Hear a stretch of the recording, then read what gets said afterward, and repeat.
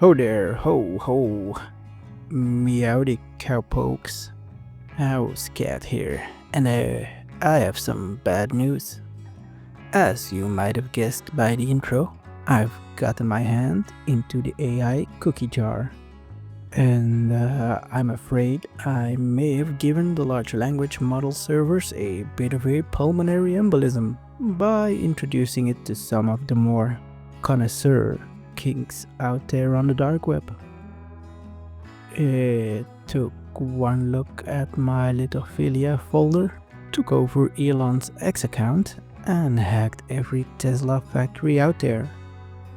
They are now producing Terminator-like robots bent on wiping humanity out. Now, why am I telling you this instead of stockpiling food, water, and choice, mature Japanese viewing materials? Because I've also been playing Evil West. And today, we are gonna investigate if this game is a good way to spend your last hours on Earth. So why am I talking about a cowboy vampire game as the Terminators are being assembled and sent out into the world to hunt us for sport?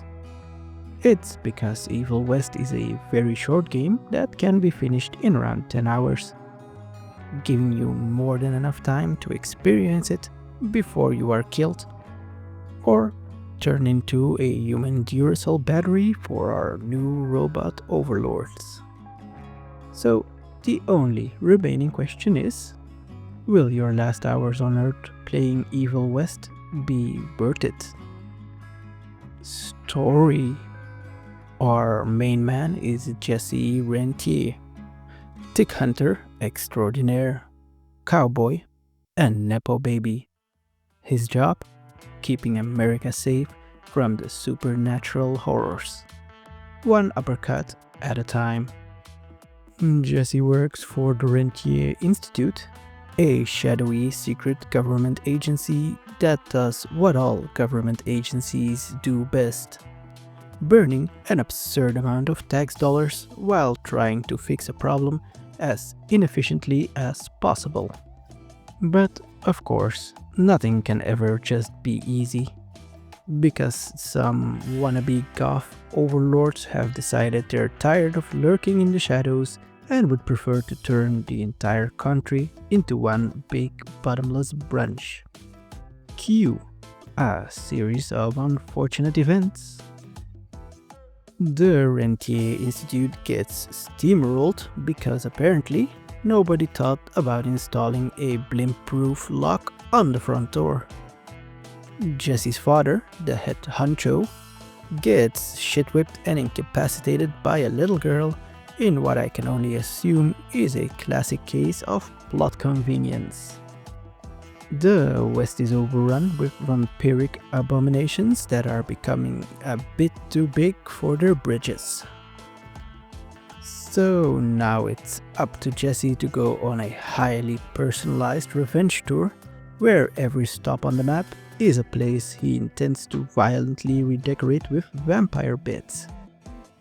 The story plays out like a low-budget horror western that takes itself just seriously enough to make you care, but not so seriously that you start questioning why vampires are getting absolutely eviscerated by punch-based electrical engineering. Gameplay. Let's get one thing straight. Evil West doesn't do subtle. If you're expecting a deep stealth system, intricate RPG mechanics, or anything resembling nuance, then I have bad news. This game isn't for thinking. It's for running directly at the problem and solving it with violence. The core combat loop is simple. See vampire, punch vampire, shoot vampire, repeat until there is no longer a vampire. Your main tool of destruction is a massive electro gauntlet that turns Jesse into the Wild West's most aggressive electrician. The thing doesn't just hit hard, it turns vampires into glowing confetti with every punch. But that's just a warm-up. You also get other goodies, included, but not limited to, a revolver that can be fan-fired so fast it might be illegal in 12 states, a shotgun that deletes enemies efficiently at close range, a rifle that deletes enemies at long range, a flamethrower because scorched earth tactics are always valid, a crossbow that turns enemies into extremely unfortunate pincushions. The combat is a hyper-violent juggling act. You're constantly dodging, zipping across the map, stunning and launching enemies into the air, and electrocuting entire hordes with the kind of reckless abandon that would make OSHA weep. And if that wasn't enough, you can upgrade everything. Want to punch harder? There's an upgrade for that. Want to electrocute enemies with your bullets? That's an option. Want to throw vampires across the room like you're competing in an Olympic event? Of course you can. The combat never slows down. There's no waiting behind cover, no reloading animations where Jesse dramatically counts every bullet he loads, just unfiltered carnage.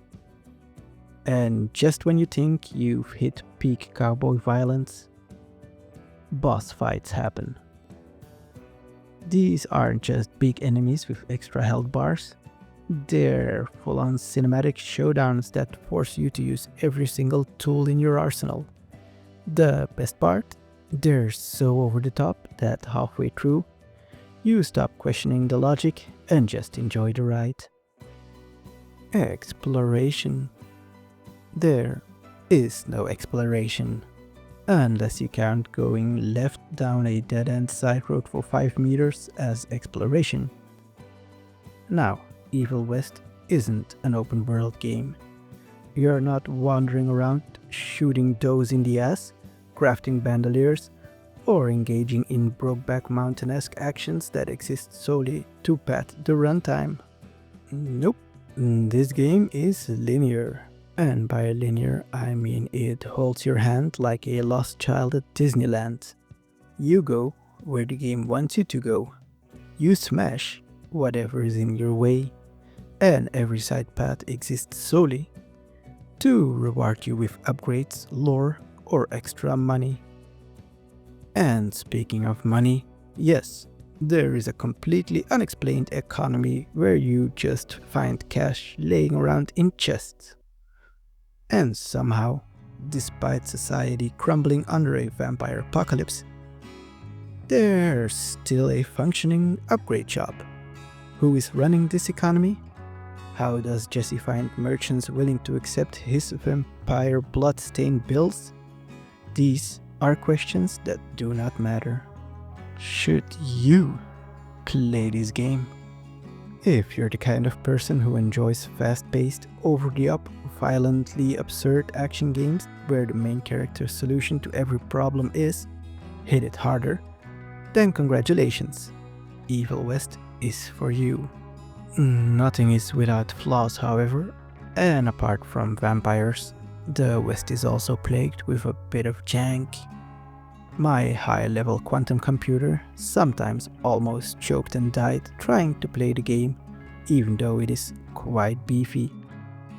There's this menu BS that makes me question the sanity of some developers, and I also got stuck after opening a chest.